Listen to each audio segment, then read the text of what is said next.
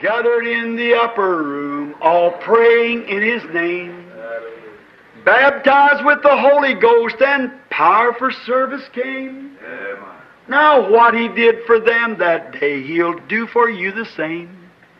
I'm so glad that I can say I'm one of them. I'm one of them. One of them. I'm so glad that I can say I'm one of them. Hallelujah, one of them. I'm one of them. I'm so glad that I can say I'm one of them.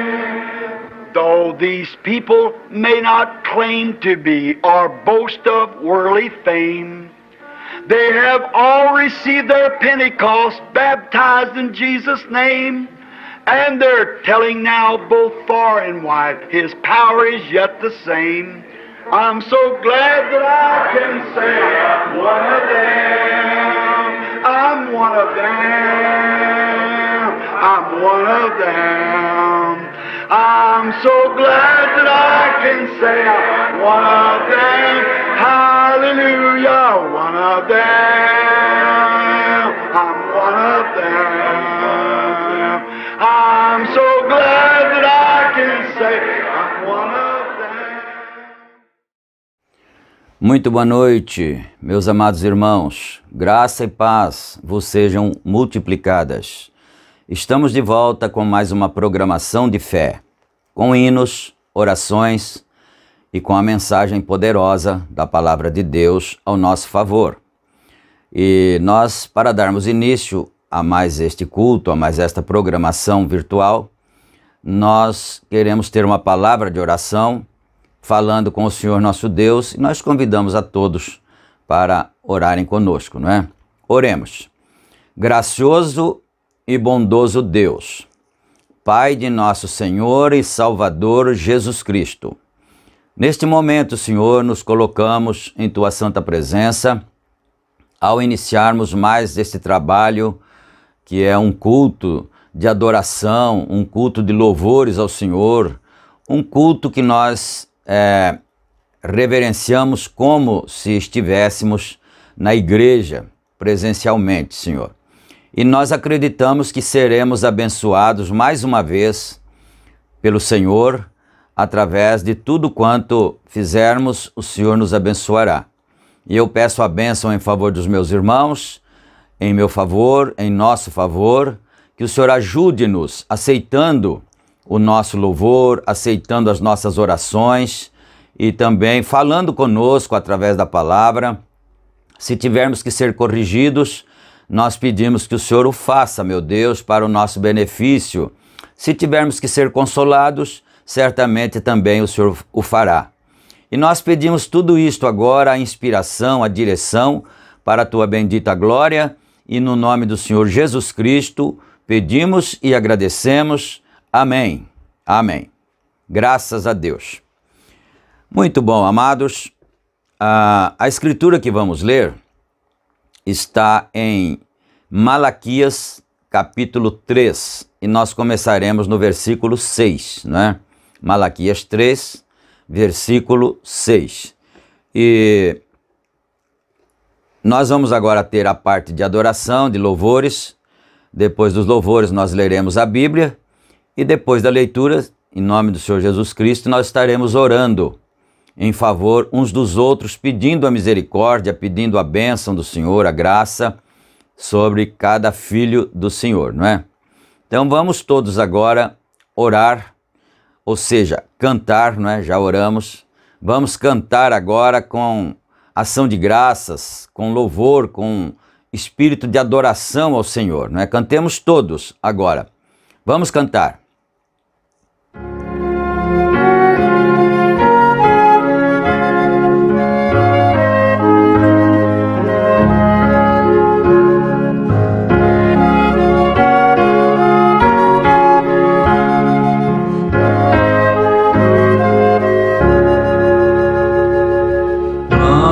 Jesus, pois a livre perdão, a livre perdão, a livre perdão. Vem pecador aceitar esse dom de Deus, um livre perdão. Ó, vem agora em Deus confiar, em Deus confiar, em Deus confiar. Vida perene vais nele encontrar, de Deus um livre perdão. Cristo está pronto para te perdoar, para te perdoar, para te perdoar. Ó pecador, por que não aceitar em Deus a livre perdão? Longe de Cristo só pode sofrer, só pode sofrer, só pode sofrer. Mas em Jesus há supremo prazer, em Deus há livre perdão. Trevas te cercam, ó vem para a luz, ó vem para a luz, ó vem para a luz. Força e vida terás em Jesus, de Deus um livre perdão. Cristo está pronto para te perdoar, para te perdoar, para te perdoar. Ó pecador, por que não aceitar em Deus a livre perdão? Sim, há perdão para aquele que crê, aquele que crê, aquele que crê.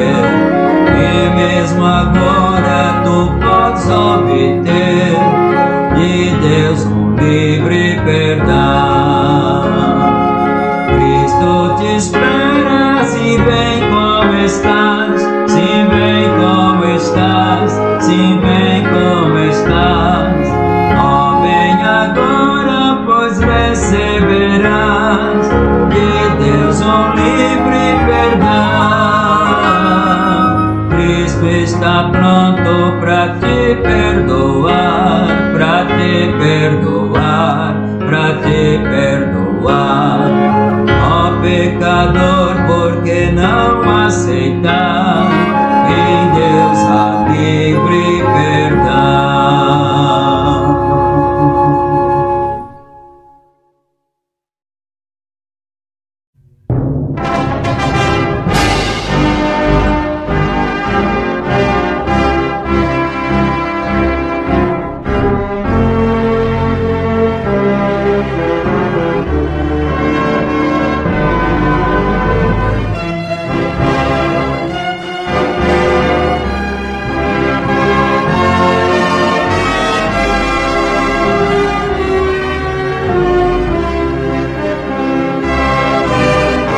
Preso por imenso fardo de pecado e de temor, foi que Cristo então tocou-me, e assim não sou mais tão pecador. Tocou-me, sim, tocou-me,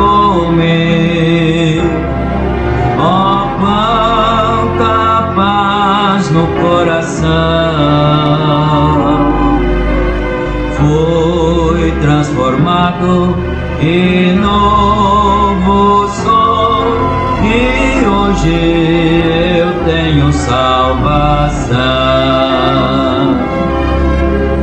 Desde que encontrei meu Mestre, sinto paz, prazer sem par. Meus louvores ergo a Cristo, seu nome a todos vou proclamar. Tocou-me, sim, tocou-me. Oh, quanta paz no coração. Fui transformado e novo sou, e hoje eu tenho salvação.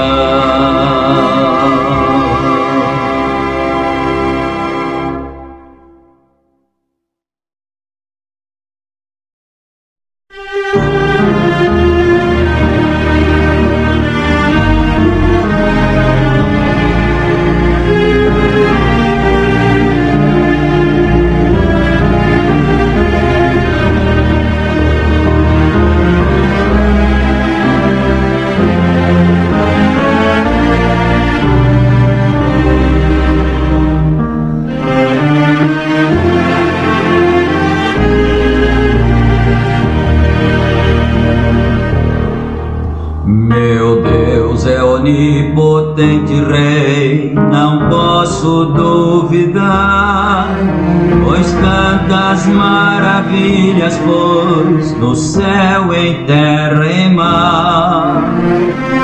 Mas um maior milagre me comove o ser, tão insondável é, não posso compreender. E o meu eterno Deus, em seu grande amor, a mim salvasse, pobre pecador. Eu sei que em torno de meu Deus a glória sem igual, e pelo seu poder mantém o espaço sideral. Mas o maior milagre me comove o ser, tão insondável é, não posso compreender. E o meu eterno Deus, em seu grande amor, a mim salvasse, pobre pecador. A Bíblia fala desse Deus supremo, Criador, a quem todo o universo vem render o seu louvor. Mas o maior milagre me comove o ser, tão insondável é, não posso compreender. E o meu eterno Deus, em seu grande amor, a mim salvasse, pobre pecador.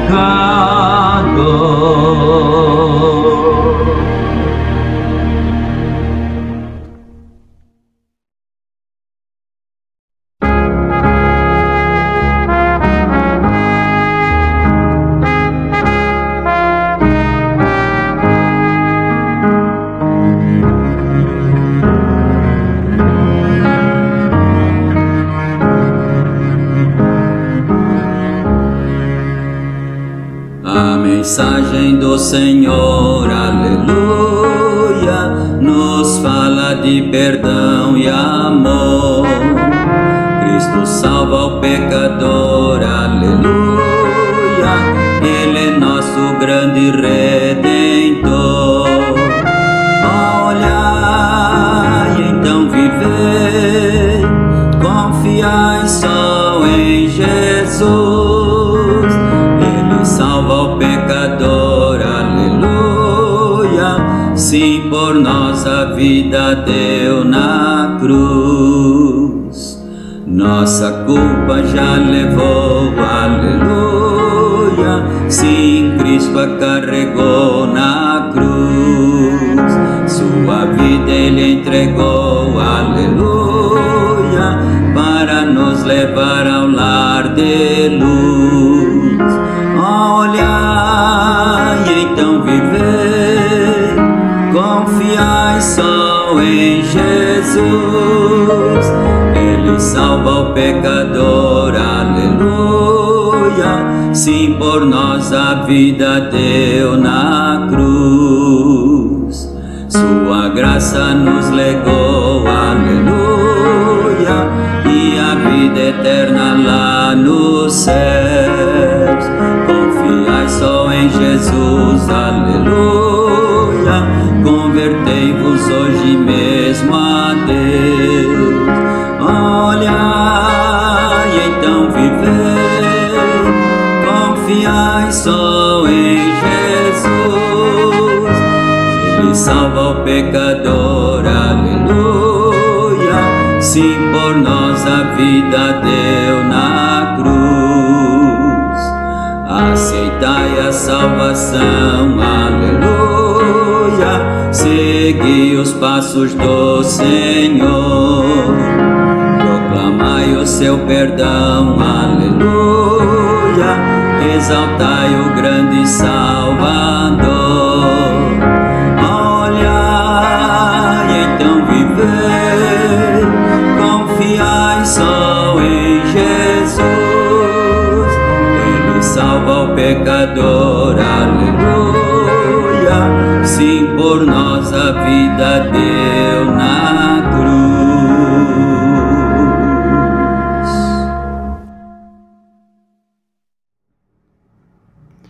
Amém. Graças a Deus. Deus aceite a nossa adoração, nosso louvor, não é? Que eles possam ter saído da alma mesmo, não é? Amém, Jesus. Vamos ler então aqui Malaquias 3, versículo 6, para começar. Porque eu, o Senhor, não mudo. Por isso, vós, ó filhos de Jacó, não sois consumidos. Desde os dias de vossos pais, vos desviastes dos meus estatutos, e não os guardastes. Tornai-vos para mim, e eu me tornarei para vós, diz o Senhor dos Exércitos. Mas vós dizeis, em que havemos de tornar? Roubará o homem a Deus? Todavia vós me roubais, e dizeis, em que te roubamos? Nos dízimos e nas ofertas. Com maldição sois amaldiçoados, porque a mim me roubais, sim, toda esta nação. Trazei todos os dízimos à casa do tesouro, para que haja mantimento na minha casa. E depois fazei prova de mim, diz o Senhor dos Exércitos, se eu não vos abrir as janelas do céu e não derramar sobre vós uma bênção tal, até que não haja lugar suficiente para a recolherdes. E por causa de vós repreenderei o devorador, e ele não destruirá os frutos da vossa terra, e a vossa vide no campo não será estéril, diz o Senhor dos Exércitos. E todas as nações vos chamarão bem-aventurados, porque vós sereis uma terra deleitosa, diz o Senhor dos Exércitos. Amém. Graças a Deus, que o Senhor Deus acrescente suas bênçãos a essa sagrada leitura, não é? Leitura da palavra do Senhor. E, na verdade, o objetivo de ler essa escritura seria o versículo 6, não é? Onde está escrito que o Senhor Deus não muda, e pelo fato de Ele não mudar, então é que nós não somos destruídos. Ele disse filhos de Jacó, não é? Para o povo de Israel, mas como a nossa religião, a nossa fé, nós herdamos dos hebreus, então o que é dito aos hebreus, naturalmente, é dito para nós também, como advertência, não é?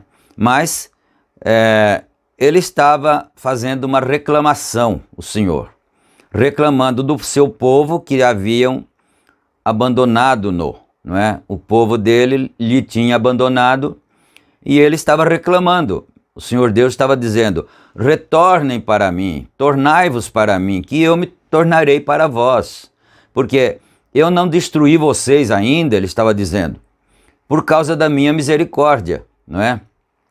Aí a própria pergunta vem do próprio Deus, porque eles perguntaram: em que devemos nos tornar? Não é? Então eu fiquei pensando na condição de alguém que muitas vezes está cometendo determinada coisa que Deus abomina, que Deus não se agrada, e não tem a mínima noção daquilo. Então ele diria: mas no que eu estou errando? É muito triste quando nós não temos a consciência de que estamos errando, não é? O profeta Irmão Brana chegou a dizer que quando nós temos o Espírito Santo, ele nos condena em nosso coração quando estamos errando.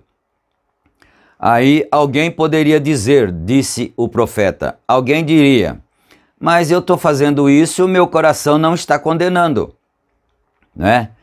Então, o profeta diz: não está condenando porque não tem nada lá para condenar. Quer dizer, o Espírito Santo não está lá na alma da pessoa, por isso não está condenando. Agora, no caso específico aqui, porque estava na pauta, no segmento da leitura, né? Então nós chegamos ali até onde ele fala sobre os dízimos. Então a questão de Israel era justamente essa, porque eles haviam abandonado o Senhor e não estavam pagando seus dízimos.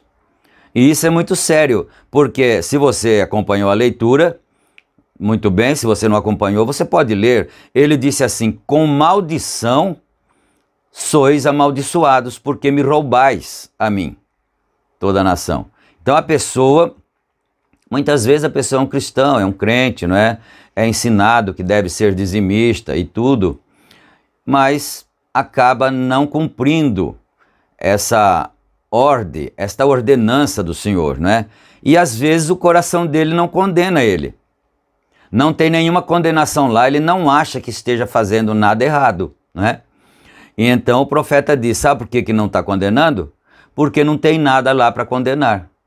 Mas a sentença, a pessoa tenha consciência ou não, a condenação é certa, não é? Com maldição sois amaldiçoados. Misericórdia. Nós pensarmos numa coisa dessa, que estamos sendo amaldiçoados pelo Senhor por uma causa que nós deixamos de cumprir, por uma ordenança, não é? Aí ele diz: trazei todos os dízimos à casa do tesouro, para que haja mantimento em minha casa. Essa expressão aí, haja mantimento em minha casa, entende-se da seguinte forma: quem comia dos alimentos do templo era o sacerdote e sua família, não é? Eram os levitas que comiam das coisas do templo. Então era para eles trazerem as coisas no templo, os dízimos no templo, porque os sacerdotes levitas sobreviviam com os víveres que eles traziam no templo, não é? Então, porque alguém pode interpretar assim: ah, mas o dízimo é para ficar lá para socorrer esse ou aquele. Não, não é dessa maneira que se aplica o dízimo. O dízimo era para as famílias dos levitas se sustentarem, não é? Porque o templo de pedra ou de tijolo não come, não é? E tem apenas as despesas. Hoje nós temos as despesas e assim por diante que são pagas, não é? Mas essa é a verdade que nós devemos observar. Com maldição sois amaldiçoados. Quem não é dizimista está sob a maldição de Deus. Bíblica. Não é eu que estou dizendo, é a Bíblia, né? Mas dando prosseguimento na leitura, então você vai se lembrar que ele disse assim: se vocês obedecerem essa parte, depois eu vou abrir as janelas dos céus, ele disse. Eu vou abrir as janelas do céu, vou derramar sobre vós tanta abastança, porque no caso das colheitas, que eles levavam dízimos das sementes que eles colhiam, né?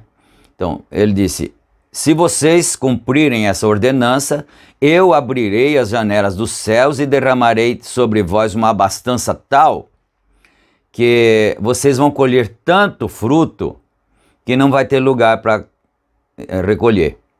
Não vai ter a tulha, né? Ou um paiol suficiente de tanto que eu vou abençoar. Porque às vezes a pessoa pensa assim: ah, mas eu estou apertado hoje, né?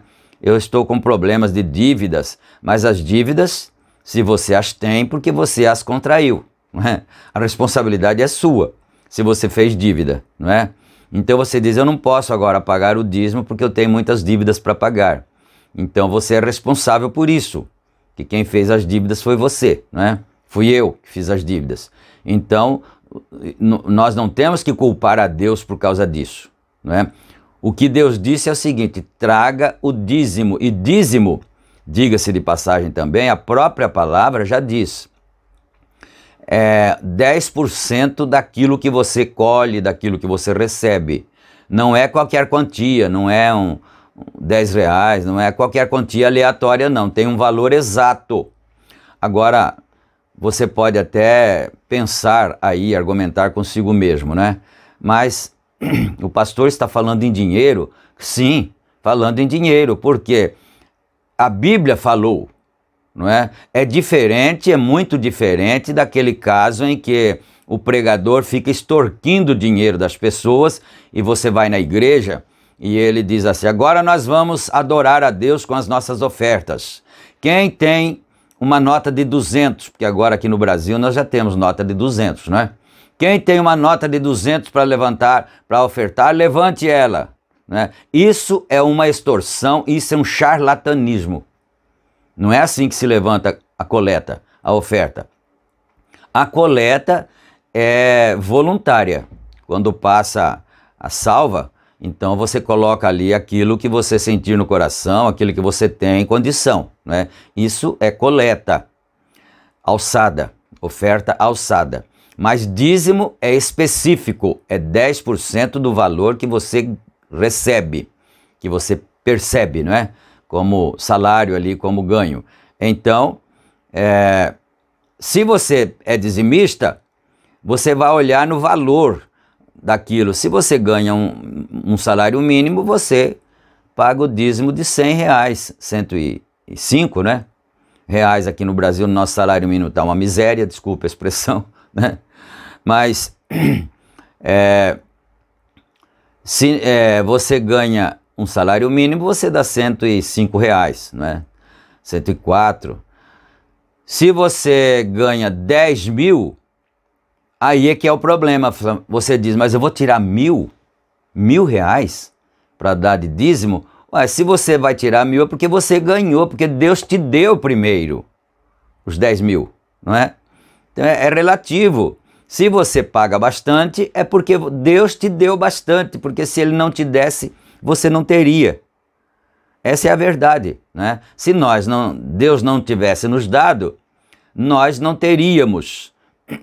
Pastor também é dizimista, né? O pastor paga dízimo dos dízimos. E tem pastor também que às vezes exige dos membros o dízimo, prega sobre o dízimo para os membros, mas ele próprio não cumpre essa exigência bíblica também, não é? Isso é muito sério. É mais sério ainda o pastor que não é dizimista do que o membro, porque ele é o ensinador e ele está ensinando as pessoas a fazerem uma coisa que ele mesmo não faz, não é? Então o pastor é assim também. tem que ser dizimista, é dízimo dos dízimos. E dízimo dos dízimos, você não aplica na construção de obra, não. De igreja, na construção da igreja, nada disso. Dízimo dos dízimos, o pastor tem que enviar para um outro ministro que seja autorizado por Deus a receber dízimos. Então o pastor envia para outro ministro, não é?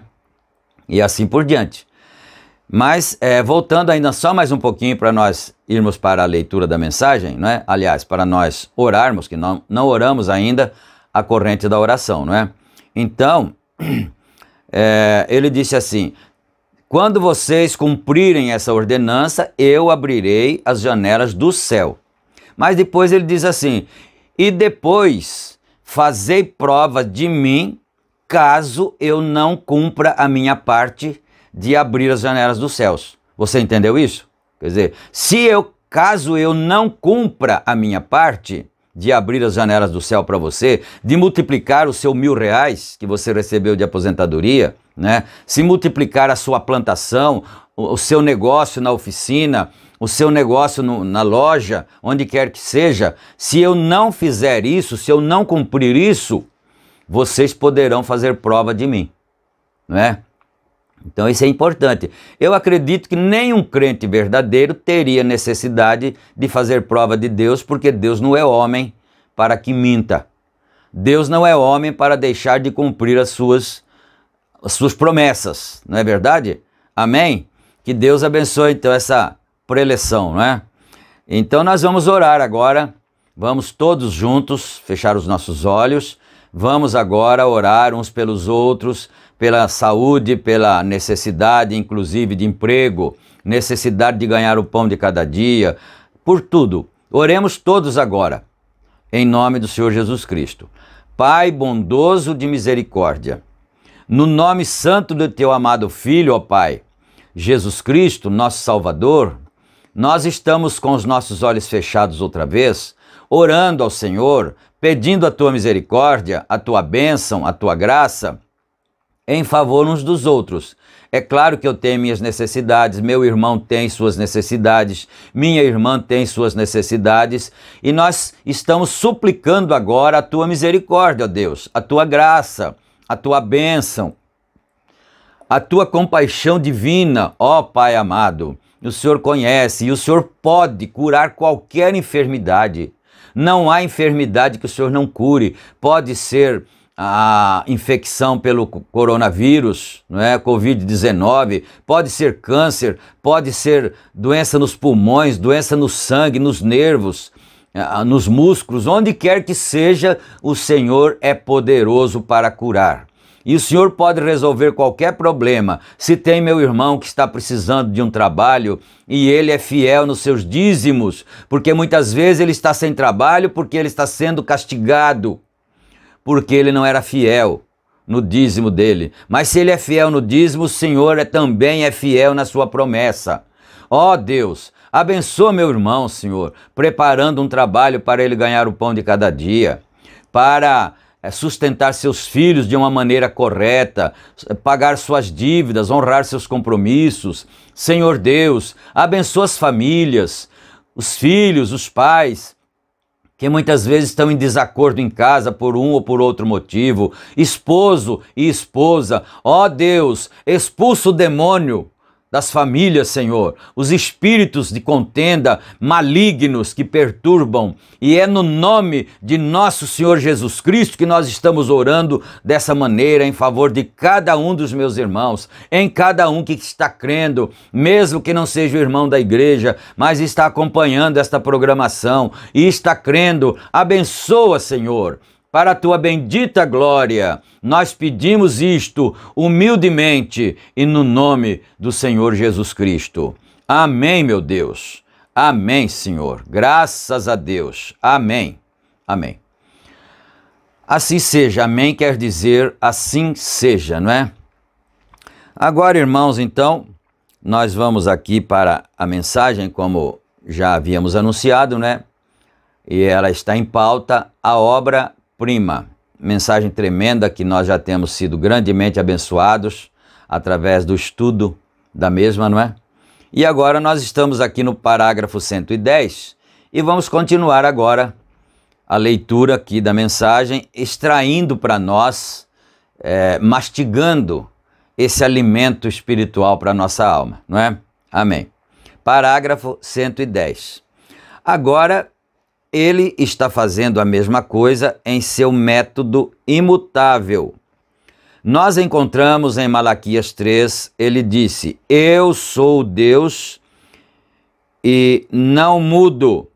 Eu sou Deus e não mudo. Ele não pode mudar o seu método. Agora, como ele começou em Abraão? Não é uma pergunta, é uma reticência. Deus, depois da queda da primeira obra-prima, ele começou com Abraão numa base para construir outra obra-prima. Então, você já sabe, a primeira obra-prima foi Adão, não é? E você já sabe também o que ele estava fazendo. O Senhor Deus, só para recapitular rapidamente, quando Deus fez Adão, ele era só. Aí o Senhor Deus disse: não é bom que o homem viva só. E o profeta desta era, irmão Branham, nosso profeta, disse assim que Deus, porque não foi Adão que pediu para ele fazer uma esposa para ele, não é? Foi o Senhor que disse: não é bom que ele viva só. Por quê? Porque o Senhor Deus era só. Não tinha ninguém, nenhum companheiro, nenhum anjo, nenhum ser, de forma alguma, que fizesse companhia para ele. Então ele sabia o quanto triste era um homem viver só. Então por isso ele foi construir a sua companheira, né? Eva fez ele dormir e tirou dele uma costela ali e fez a sua companheira. Por esse motivo, não é?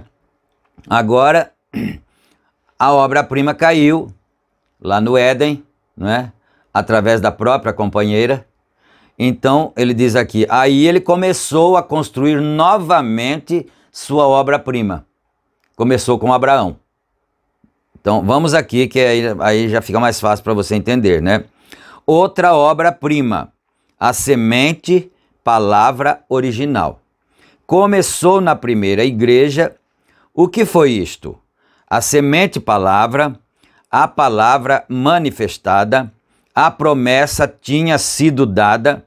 Joel disse: acontecerá nos últimos dias, disse Deus, que derramarei do meu espírito sobre toda a carne, seus filhos e filhas profetizarão, os velhos terão sonhos, os jovens terão visões. O que ele faria nos últimos dias, nos últimos 2000 anos? Observem, e isto começou como o original.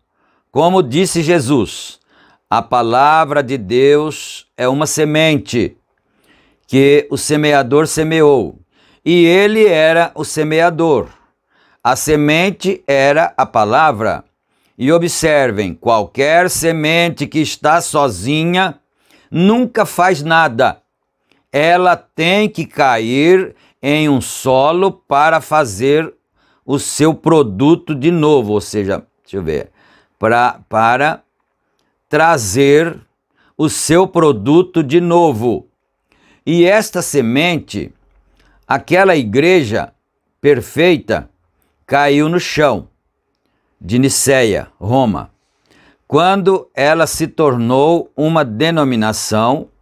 Agora, historiadores, recordem, e você que vai ouvir esta fita, examine e descubra. Descobrir o quê, né, irmão Branham? Abre parênteses aqui, né? Se isso não está correto. A igreja morreu em Niceia, Roma, quando ela tomou dogmas e credos no lugar da palavra original.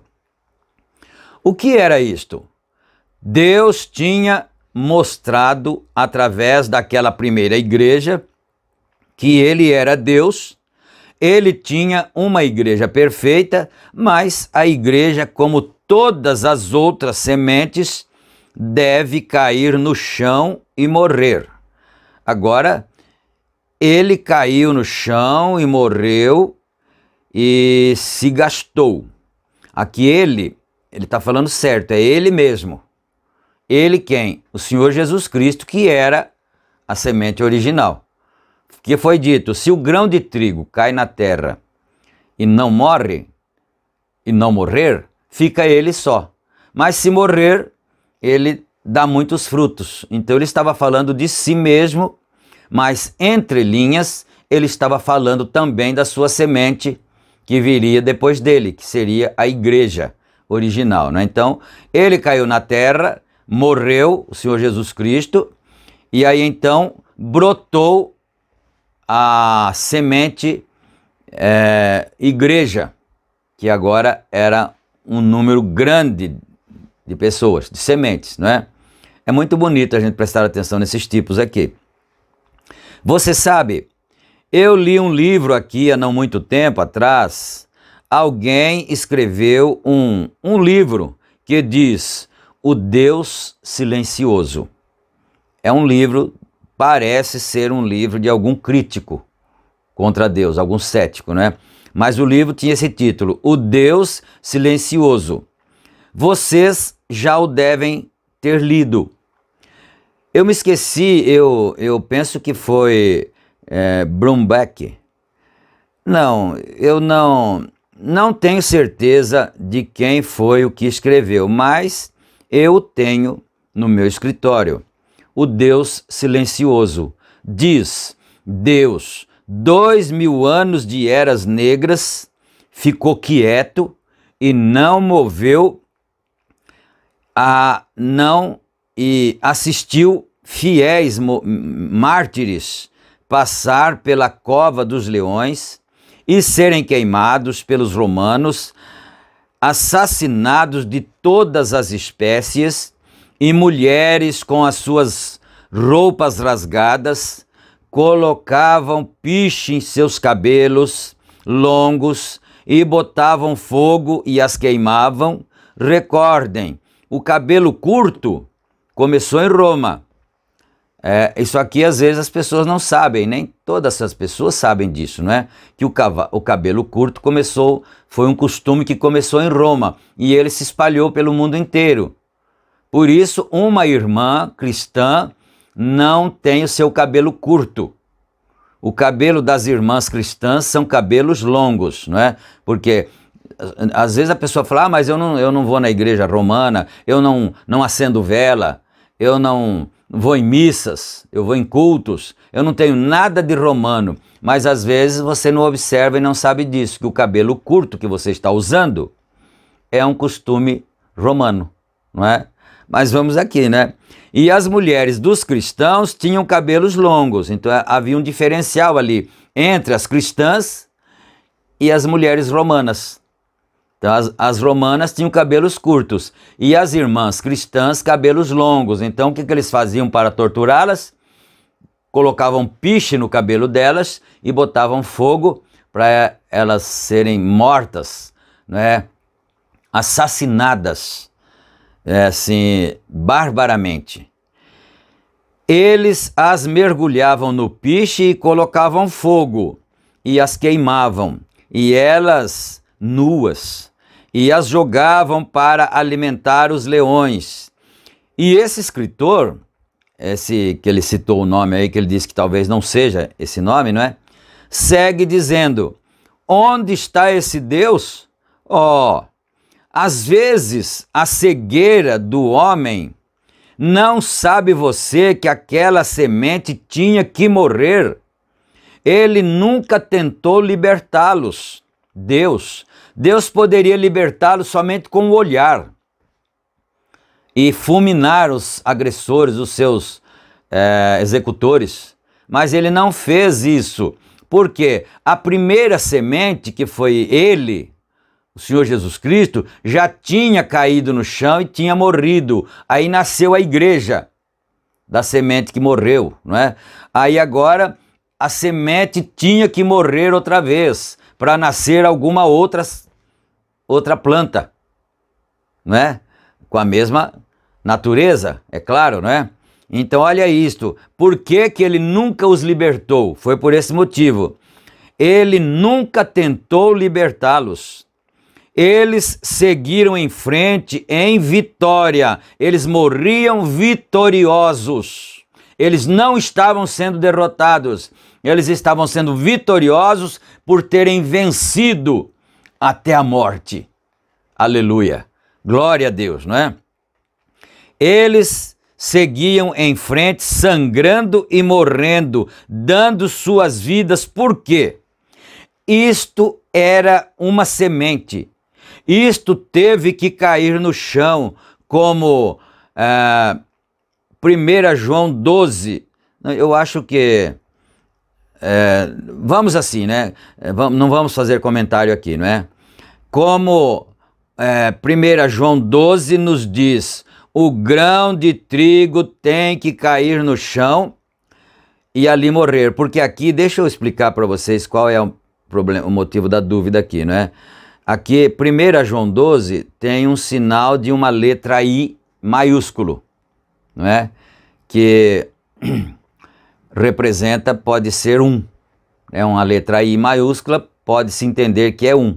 Mas pode-se entender então que seria 1 João, mas não é 1 João porque não tem esse tanto de capítulo, né? Capítulos. Então, e também pode-se entender que é capítulo 1 de João, não é? 12. Nos diz, o grão de trigo tem que cair no chão e ali morrer, e não somente morrer, mas apodrecer. Mas poucos concluem que a denominação sabe que aquela vida permanece ali. Então, ela tinha, a primeira igreja da primeira era, tinha que morrer para dar vida a uma outra igreja que nasceria, né? Então é isso que ele está tentando explicar para nós. Embora a igreja seja ela mesma, no concílio de Nicéia, de 15 dias de sangrento debate político, quando aqueles aristocratas chegaram e queriam injetar estes grandes dignatários na igreja. E profetas saíram daquele deserto ali, comendo ervas e enrolados em peles de animais, profetas genuínos, e eles os colocaram para fora. Por quê? A semente tinha que cair na terra, ela tinha que morrer. Então, eles não aceitaram os verdadeiros cristãos que moravam em cabanas, né? E se alimentavam de coisas silvestres, justamente porque a igreja estava morrendo, ela tinha que morrer em Nicéia, já faziam 300 anos, não é? No ano 325 que houve esse concílio de Nicéia. Então a igreja já estava morrendo e ela tinha que morrer e cair na terra, no chão, acabar, para depois nascer uma outra semente, né? Parágrafo 116. Ela morreu nas eras negras, lá embaixo da terra escura.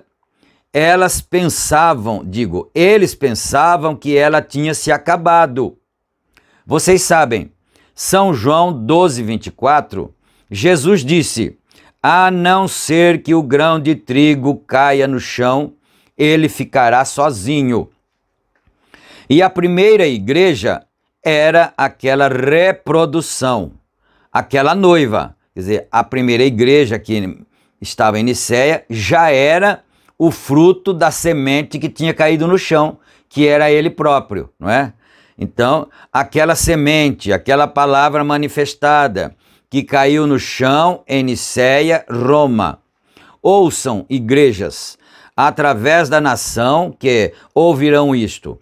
Aí está a sua terra, são as suas denominações. Aí está onde a palavra foi crucificada, porque a organização criada pelo homem crucifica a palavra novamente. Em Hebreus está escrito que eles crucificariam a palavra, a Cristo outra vez, e Cristo é a palavra, não é? Então a palavra foi crucificada e eles aceitaram o dogma, e por centenas e centenas de anos das eras negras, o poder e manifestação da palavra estavam escondidos do mundo, somente o catolicismo governava. Todos nós sabemos disso, lendo a história, somente o catolicismo governava. Mas você não pode esconder uma semente germinada. Quando ela não está germinada, ela está escondida debaixo da terra. Mas quando ela germina, ela não esconde mais, ela brota, ela sai, não é? Olha isto em relação à igreja. Você que é inteligente e também é espiritual, você já está entendendo que a semente ficou lá na terra por um tempo, mas depois brotou. Brotou com Lutero. Eu estou adiantando aqui, né? Ela tem que brotar. Por quê? O grande escultor está em trabalho. Ele vai construir outra vez. Então, a semente desceu, a palavra. Quando vemos São Paulo, Pedro, Tiago, João e todos estes que escreveram a palavra, e o mundo a palavra que eles escreveram, se tornando vida, vivida, e isto vive. E quando encontramos que após isto começou a amadurecer, João começou a escrever em epístolas, ele foi lançado na ilha de Pátimos, depois de ser fervido em azeite por 24 horas, mas a palavra tinha que seguir. Ela tinha que ser escrita. Eles não puderam ferver com azeite ao Espírito Santo que estava nele. Assim sendo, ele seguiu adiante, a sua obra não estava consumada, ele teve uma morte natural. Policarpo, o qual foi um discípulo de João, seguiu com a palavra. E de Policarpo veio Irineu. Irineu, o grande homem de Deus, que cria no mesmíssimo evangelho que nós cremos. A palavra é correta, a igreja tratando de espremê-la para lançá-la fora. Finalmente, isto chegou a Niceia, Roma. E ali ela caiu no chão, depois de São Martim, e foi assassinada. São Martim cria na mesma coisa que nós cremos. Ele se firmou na mesma coisa. O batismo com o Espírito Santo, o batismo nas águas no nome de Jesus. Ele se firmou da mesma maneira que nós estamos, como ele foi um profeta e cria na palavra completa de Deus, e finalmente eles foram crucificados e esmagados no chão e ficaram ali por centenas de anos até apodrecerem aquela semente externa. Os velhos corpos simplesmente apodreceram. Eu estive em São Ângelo, nas catacumbas, e vi onde eles morreram, e seus ossos quebrados e tudo mais. Eles finalmente apodreceram até que seus ossos se acabaram, mas a vida permanece ali. Aleluia! O grão de trigo que caiu no chão no concílio de Niceia começou a brotar outra vez em Martinho Lutero, como qualquer semente crescendo ou trigo. Depois que as sementes apodrecem, a vida brota. E isso começou a trazer Martinho Lutero qual a primeira coisa que ele fez? Rejeitar a denominação do catolicismo. Aleluia! Glória a Deus! Então a primeira coisa que Martinho Lutero fez, quando brotou, foi rejeitar a organização católica, a denominação do catolicismo, protestando que ela era incorreta, pois ele disse, o justo viverá da fé. Porque naquele tempo a denominação católica estava vendendo indulgências para angariar dinheiro, arrecadar dinheiro para a organização. Então eles vendiam indulgências, quem ofertasse mais, quem pagasse mais, teria mais perdão de pecados. Olha isto, né? E quando Martinho Lutero se levantou, a primeira coisa que ele fez foi se levantar contra essa prática e dizer, isso é uma mentira. A Bíblia disse, o meu justo viverá pela fé. Foi a pregação de Lutero. Era a semente que estava brotando outra vez, não é? Aquela que tinha sido sepultada em Nicéia. Ele disse, o justo viverá da fé. O que era isso?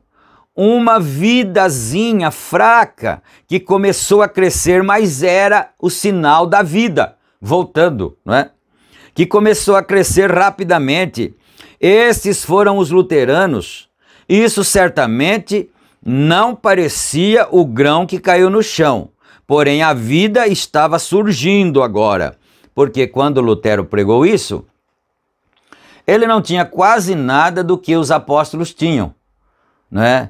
Das evidências e manifestações e tudo, ele não tinha quase nada, mas era um sinal que a vida estava regressando, não é?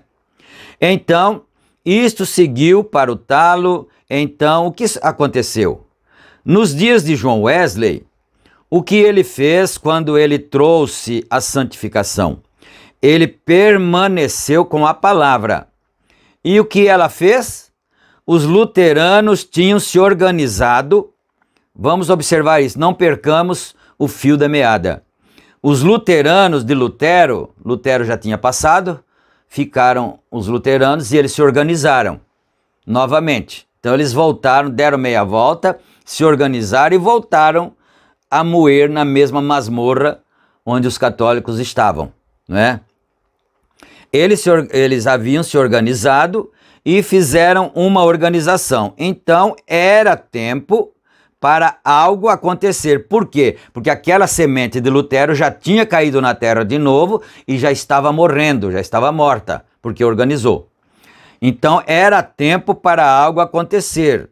A obra-prima está sendo construída agora. O que ele fez? Ele protestou aquela igreja anglicana e saiu na reforma, como uma borla. O que é isto? A semente subindo para a vida, crescendo agora. Então, não vamos perder de vista um detalhe.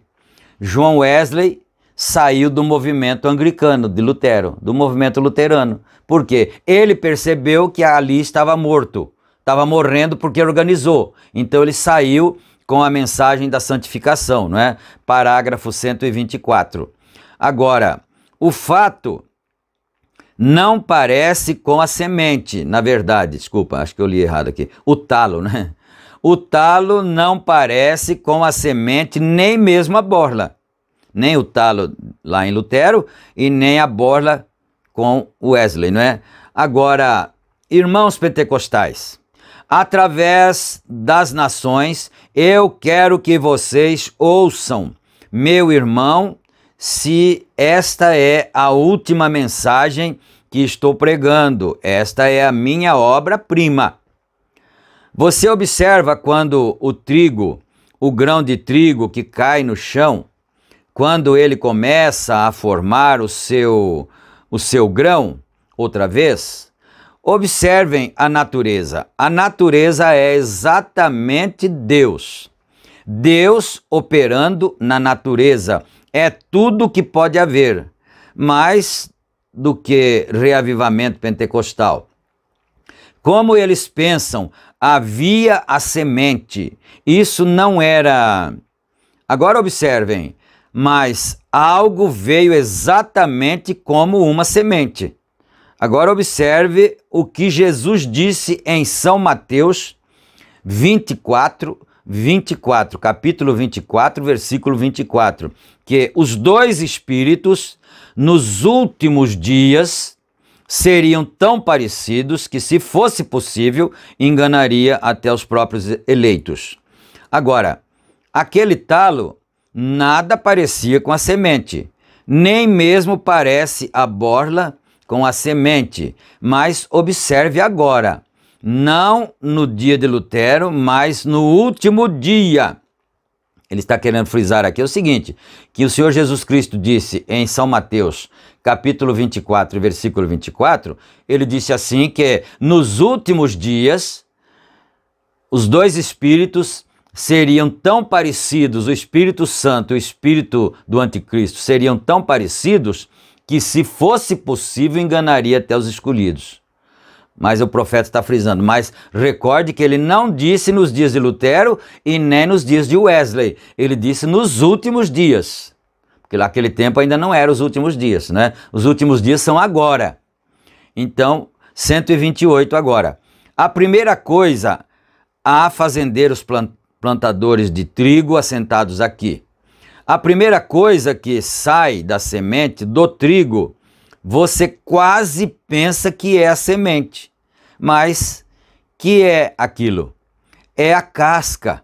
Então eu nunca tive a oportunidade de presenciar assim, de observar uma plantação de trigo de pertinho assim para ver como é que ela se processa, não é? Mas então ele diz, a primeira coisa que vem, que parece o trigo, não é o trigo ainda, é a casca, né? É a casca e isso forma uma coisinha do lado de fora, como para segurar a semente. Isso forma a casca, mas a casca não é a semente da mesma forma que não o é a borla e o talo. É simplesmente um portador de vida, o grão de trigo. Então, de São João 12, vê você, Jesus falando, o trigo depois da borla aparece. Wesley traz a casca e qual é o que mais parece ao grão entre tudo o demais? Que parece mais com o grão do trigo, né? Seria a folha, seria o talo, seria a flor, seria o quê, não é? Ele está perguntando o que mais parece. A casca é muito parecida com o grão. Então, o que mais parece com o trigo, com o grão, é a casca, né? Mas ele não é o trigo ainda. Então, ele está mostrando isso, fazendo um paralelo com a igreja. Você que é uma pessoa espiritual, irmão, você precisa prestar atenção nisso, porque senão você vai estar na casca pensando que está no grão de trigo, na semente. A semente é a palavra. E a casca, porque a planta, de um modo geral, você está seguindo o crescimento do pé de trigo, não é? O Lutero nasceu, depois o Wesley cresceu, agora ele está mostrando aqui que vieram os pentecostais e agora a planta está no seu, fisicamente, no seu tamanho já normal, né? Pronto, mas agora chegou a hora de trazer a semente, porque de que nos adiantaria termos um pé de trigo que não tivesse nenhuma semente? Não ia servir para nada.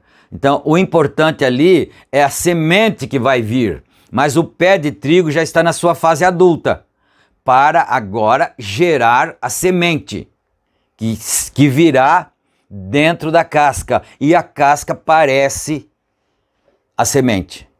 Então ele está mostrando aqui, ele já falou de Lutero, já falou de Wesley, e agora está falando dos pentecostais, que começaram em 1910, no século XX, no começo do século XX.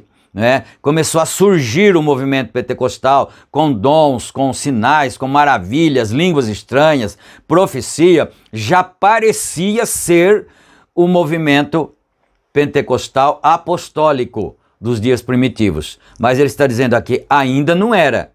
Era a casca, mas já era parecida, e é justamente nessa fase que os eleitos quase seriam enganados, porque tudo está aparentemente parecendo com a semente, mas ainda não era a semente está vindo dentro da casca. Agora deixa eu fazer aqui uma observação, porque logo nós temos que parar, não é? Você observou que Lutero saiu de alguma coisa. De que ele saiu? Ele saiu do catolicismo. Wesley saiu de alguma coisa. Do que ele saiu? Do luteranismo. Agora, aí você observa os pentecostais. Os pentecostais saíram de alguma coisa. Do que saíram os pentecostais? Dos batistas, dos metodistas, dos luteranos, e dos presbiterianos e assim por diante, porque eram movimentos conservadores que não tinham a manifestação dos dons, não tinham línguas estranhas, não tinham cura, né? Assim, milagres. Então, do que saíram os pentecostais? Saíram de lá. Mas ainda não é a semente vai sair também de alguma coisa. Eu tenho certeza que vocês estão captando isto. A semente palavra também sairá de alguma coisa. E essa coisa da qual a semente palavra vai sair é o movimento pentecostal. É essa que é a casca que está trazendo a semente. Aleluia. Isso é maravilhoso. Isso são os mistérios escondidos na palavra de Deus, que Deus revelaria para o seu povo através de seu profeta mensageiro. Deixa eu ir mais um pouquinho enquanto dá tempo, né? A casca é muito parecida com o grão. Todo o tempo está se parecendo mais ao grão que caiu na terra. E quando aparece o talo, tem vida em si, mas certamente não é o grão e nem tampouco se parece com o grão, né? O talo, né? Chega a borla, o pólen, e isto continua não sendo o grão. A florzinha do trigo não parece com o grão, mas a casca tem o mesmo formato, porque ela vai comportar a semente dentro de si, né? Então, quer dizer, o movimento pentecostal, eu não estou falando contra ninguém. Nós estamos simplesmente falando a palavra. O movimento pentecostal é tão parecido com a semente que tem o mesmo formato. A flor não tinha o mesmo formato, o talo não tinha o mesmo formato, mas a casca tem. É isso que ele está tentando explicar para nós. Mas casca é casca. E depois que o trigo granar e for colhido, casca vai para o fogo. É isso, não é? Eu não sei se vai dar tempo de eu chegar ali, que faltam poucos minutos já, não é? Continua não sendo o grão, e então chega na casca, e isso está simplesmente na forma de trigo, exatamente como o grão de trigo. Mesmo assim, isso não é o trigo, exatamente da mesma forma, perfeito. Os pentecostais vieram exatamente como vem o trigo, cada um saindo do outro, como já expliquei, não é? Lutero saindo de catolicismo e Wesley saindo de luteranismo, pentecostais saindo de igrejas conservadoras, luteranismo e wesleyanismo e assim por diante, não é? Saindo do outro, mas são somente portadores. Eles têm que se denominarem, porque eles portaram a vida, semente, palavra, mas eles precisam se denominar porque são palha, são casca e não vão ser recolhidos no celeiro. Por isso, meu irmão, você quer se salvar, você quer escapar, escapa-te por tua vida. Aceite a palavra, aceite a mensagem profética desta era, porque essa é que é a palavra trigo, a palavra semente. Eu preciso fechar esse parágrafo aqui, não é? que fizeram os pentecostais foram para a denominação. No começo não era denominação, mas aí se organizaram também. E o que fizeram os pentecostais quando ele saiu? Exatamente como o grão, isso foi exatamente de volta como em Apocalipse 17, para uma das denominações, porque lá, Apocalipse 17, você leia lá, não é o que fala lá, não é? Denominação, denominações irmãs.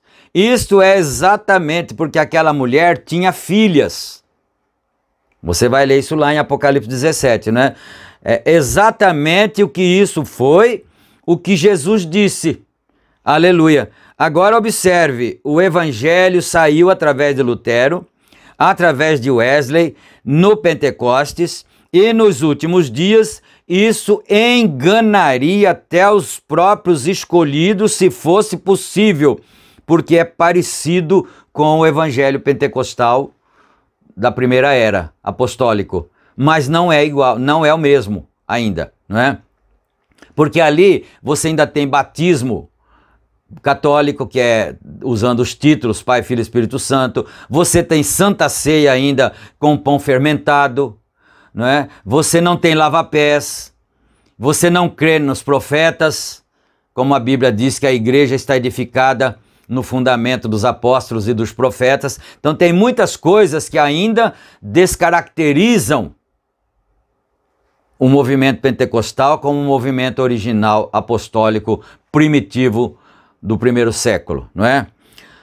Ó irmãos pentecostais, não podem ver vocês, o trigo no seu princípio é exatamente como a semente quando ela começa a se formar, como uma semente, mas é a casca.